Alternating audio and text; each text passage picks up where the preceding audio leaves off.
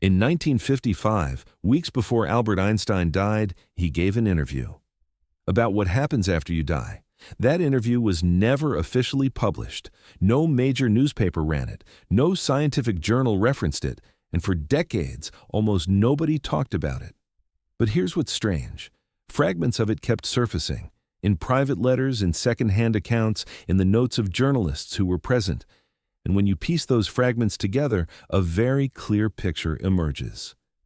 Einstein believed something persists after death, not in a religious sense, not in a vague spiritual sense, but in a scientific sense, based on the same laws of physics he spent his entire life studying. The question is, what exactly did he say? And is there really any actual proof? Most people assume Einstein was an atheist. He wasn't.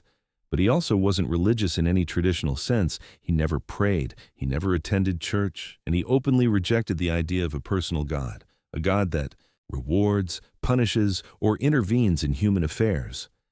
But then he said something that confused almost everyone. I believe in Spinoza's God.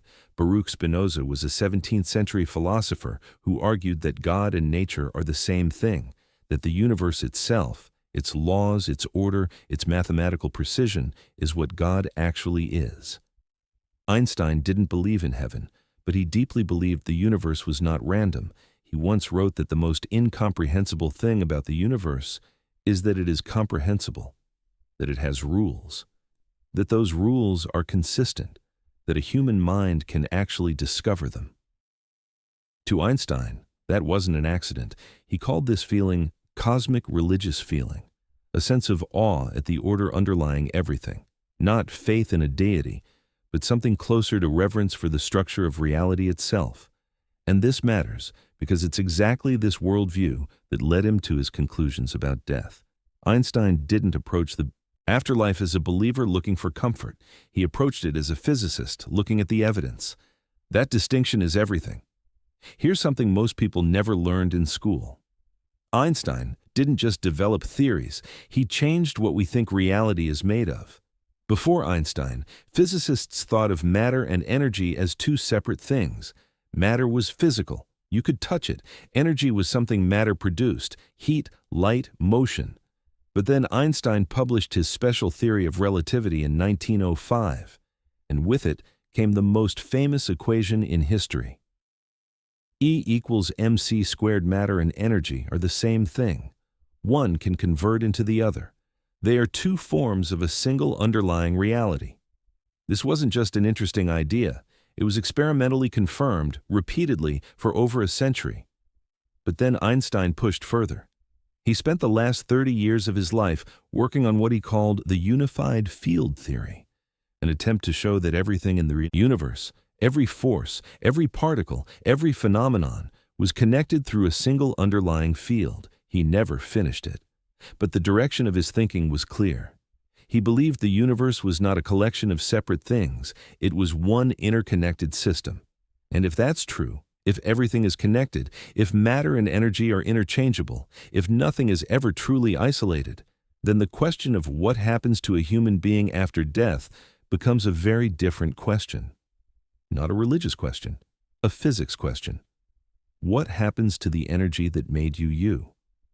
This is where Einstein's reasoning gets specific, and it's the part that was most carefully left out of mainstream discussions. The first law of thermodynamics states that energy cannot be created or destroyed. It can only change form. This is not a theory. It is one of the most tested, most confirmed principles in all of science. When a fire burns, the energy in the wood doesn't disappear. It transforms into heat, light, gas, ash. The total amount of energy in the system stays exactly the same. Einstein's argument, pieced together from the interview fragments in his private correspondence, applied this same principle to human consciousness. The human brain generates measurable electrical activity. That activity requires energy. That energy follows the same laws as every other form of energy in the universe. So when the brain stops functioning, what happens to that energy? It doesn't disappear. It can't disappear. The laws of physics don't allow it. But then here's where it gets more complicated. Einstein wasn't just talking about generic biological energy, the kind that dissipates as heat when a body dies. He was asking a more specific question. Is consciousness itself a form of energy? And if it is, does it transform rather than vanish? He didn't claim to have a definitive answer, but he believed the question deserved serious scientific investigation, and he believed that dismissing it without engaging with the physics was not science. It was just fear dressed up as skepticism. What Einstein said in public was carefully measured, but what he said in private letters tells a completely different story. In 1952, Einstein wrote a letter to the family of his lifelong friend Michel Besso, who had just died. The letter is now famous among Einstein scholars. He wrote that Besso had departed from this strange world a little ahead of him. But then he added something remarkable. He said that, for physicists, the distinction between past, present, and future is only a stubbornly persistent illusion.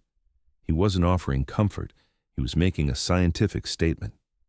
In Einstein's model of space-time, the four-dimensional structure he described in general relativity, all moments in time exist simultaneously. The past doesn't disappear. It is still there, encoded in the structure of space-time itself. That means every moment you have ever lived still exists, somewhere in the fabric of the universe. Einstein also told his close friend and philosopher Eric Gutkind that he found the idea of personal death unconvincing from a physics standpoint. Not comforting, unconvincing. There is a difference. He was not looking for reassurance. He was looking at the mathematics. And the mathematics of his own theories suggested that time, and therefore life, does not simply end. It becomes fixed, permanent, a coordinate in space-time that cannot be erased. He died on April 18, 1955. But according to his own physics, that moment still exists. And so does every moment before it. Einstein was the most famous scientist alive, but that didn't mean his colleagues agreed with him. When fragments of his afterlife views began circulating after his death, the reaction from mainstream science was swift and largely dismissive. The core argument against him was straightforward. Consciousness is a product of brain activity. When the brain dies, consciousness ends. There is no energy of consciousness. There's only electrochemical signaling in neurons, and when those neurons stop firing, there is nothing left to persist. It was a clean argument, logical on its surface. But then it had a significant problem. Nobody actually knows what consciousness is. Neuroscience can map brain activity. It can identify which regions activate during thought, memory, emotion, but it cannot explain why there is subjective experience at all. Why does information processing in neurons feel like something? Why is there an inside to human experience? This is called the hard problem of consciousness, and it remains completely unsolved. The scientific community dismissed Einstein's intuitions about the afterlife, but they did so while quietly failing to explain the thing they were defending. They couldn't explain consciousness, but they were certain it ended at death. That is not a scientific position. That is an assumption. Einstein understood that distinction better than almost anyone, and it is why he refused to close the question even when everyone around him wanted to. Here is what nobody expected. Decades after Einstein's death, modern physics began producing results that made his intuitions look less like speculation and more like foresight. Quantum mechanics introduced something called the observer effect. At the subatomic level, particles do not have fixed properties until they are observed. They exist in a state of probability, multiple states at once, and only resolve into a single definite state when a measurement is made. The act of observation affects the outcome. This is not philosophy. It has been confirmed in laboratories thousands of times, but then the implication is deeply strange. It suggests that consciousness, or at minimum the act of measurement, plays a role in how physical reality behaves. Physicist John Wheeler took this further.